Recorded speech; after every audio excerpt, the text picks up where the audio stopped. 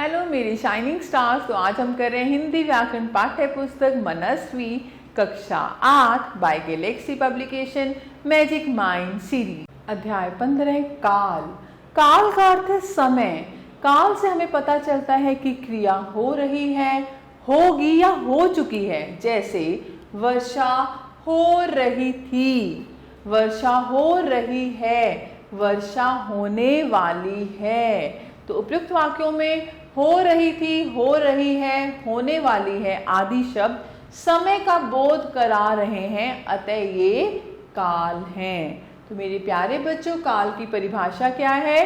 क्रिया के जिस रूप से किसी काम के करने या होने के समय का बोध हो उसे काल कहते हैं। काल के भेद, काल के 3 भेद होते हैं, भूतकाल, वर्तमान काल और भविष्य काल। तो पहला है वर्तमान काल। क्रिया के जिस रूप से इस बात का बोध हो कि कार्य वर्तमान समय में चल रहा है उसे वर्तमान काल कहते हैं। इस काल के वाक्यों में है, हूं, हो आदि शब्द आते हैं। जैसे मोहन खाना खा रहा है, बच्चा सोता है, मैं मुंबई जा रहा हूं, छात्र पढ़ रहे हैं। तो वर्तमान काल के भेद, वर्तमान काल के भी 3 भेद हैं। पहला है सामान्य वर्तमान। क्रिया के जिस रूप से वर्तमान काल की क्रिया का सामान्य रूप से होना पाया जाए उसे सामान्य वर्तमान कहते हैं। जैसे मैं पुस्तक लिखता हूँ, मोहिनी खाती है, बच्चे गाना गाते हैं, पक्षी आकाश में उड़ते हैं। अपूर्ण वर्तमान। क्रिया के जिस रूप से यह ज्ञात हो कि कार्य अभी चल रहा है, समाप्त नहीं हुआ है, उसे अपूर्ण वर्तमान कहते हैं। जैसे वह पढ़ रहा है, बच्चे खाना खा रहे हैं, बच्चे टेलीविजन देख रहे हैं, मोहन की माताजी खाना बना रही हैं। संदिग्ध वर्तमान। क्रिया के जिस रूप से वर्तमान काल की क्रिया के होने में संदेह बना रहता है उसे संदिग्ध वर्तमान कहते हैं। जैसे पिताजी दिल्ली जा रहे होंगे, बच्चे पढ़ रहे होंगे, हमारे प्रधानमंत्री सभा में भाषण दे रहे होंगे, शोभित खेल रहा होगा। अब हम करते हैं भूतकाल। क्रिया के जिस रूप से बीते हुए समय का बोध हो उसे भूतकाल कहते हैं। जैसे यश 10वीं कक्षा में प्रथम आया था, वे प्रतिदिन होटल में खाना खाते थे। भूतकाल के भेद, भूतकाल के 6 भेद होते हैं। सामान्य भूतकाल। क्रिया के जिस रूप से बीते हुए समय में क्रिया के संपन्न होने का बोध हो उसे सामान्य भूतकाल कहते हैं। जैसे रमा गई, वर्षा हुई, नेताजी ने भाषण दिया। आसन्न भूतकाल।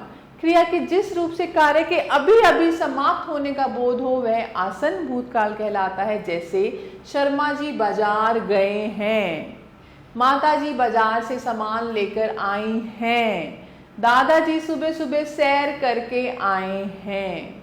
अपूर्ण भूतकाल। क्रिया का वह रूप जिससे यह पता चले कि कार्य भूतकाल में हो रहा था किंतु समाप्ति के विषय में पता ना चले, अपूर्ण भूतकाल कहलाता है। जैसे हमारे सैनिकों ने बलिदान दिया था, श्याम पाठ याद कर रहा था, हम विदेश यात्रा पर गए थे। पूर्ण भूतकाल। क्रिया के जिस रूप से यह पता चले कि कार्य भूतकाल में पूरा हो गया था पूर्ण भूतकाल कहलाता है। जैसे दुष्यंत खाना खा रहा था, रेलगाड़ी आ चुकी थी, बच्चे गाना गा चुके थे।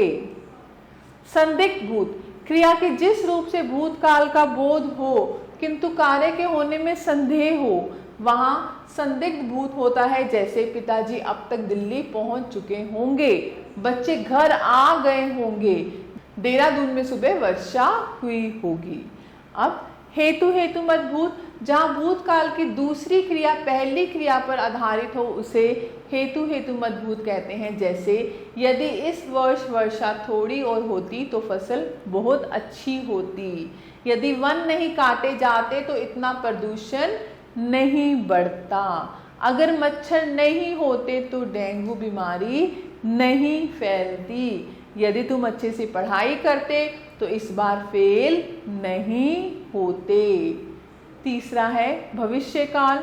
क्रिया के जिस रूप से आने वाले समय में कार्य संपन्न होने का बोध हो उसे भविष्य काल कहते हैं। जैसे आज बच्चे मैदान में खेलने जाएंगे, मौसी जी दोपहर का भोजन पकाएंगी, दीदी नाच दिखाएंगी, हम सब पढ़ेंगे।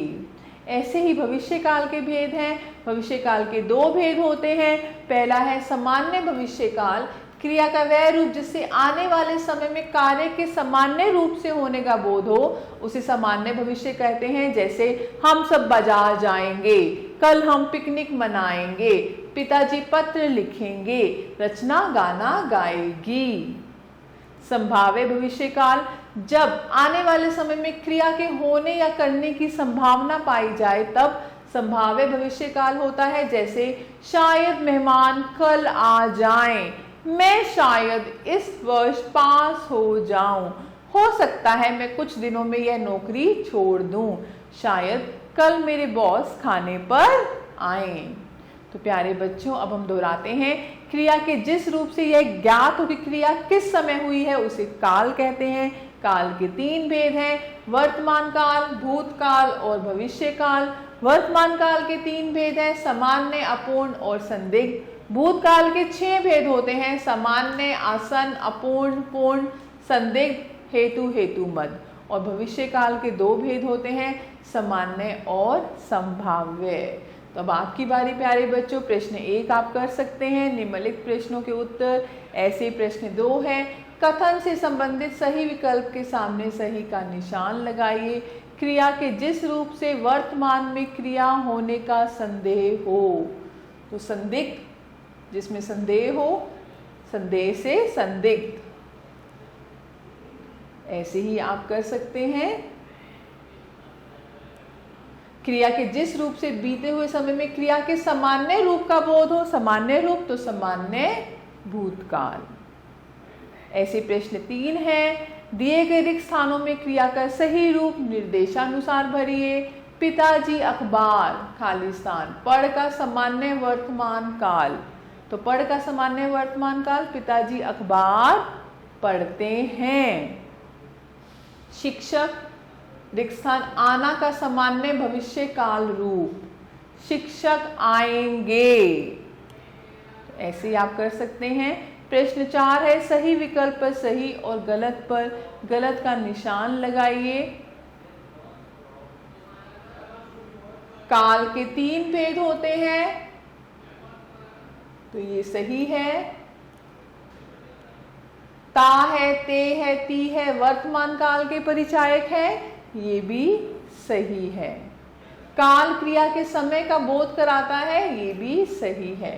तो ऐसे ही आप प्रश्न 5 है, निम्नलिखित वाक्यों को दिए गए निर्देशानुसार परिवर्तित करके लिखिए। जैसे पहला है, आंधी आएगी, वर्तमान में आंधी आ रही है।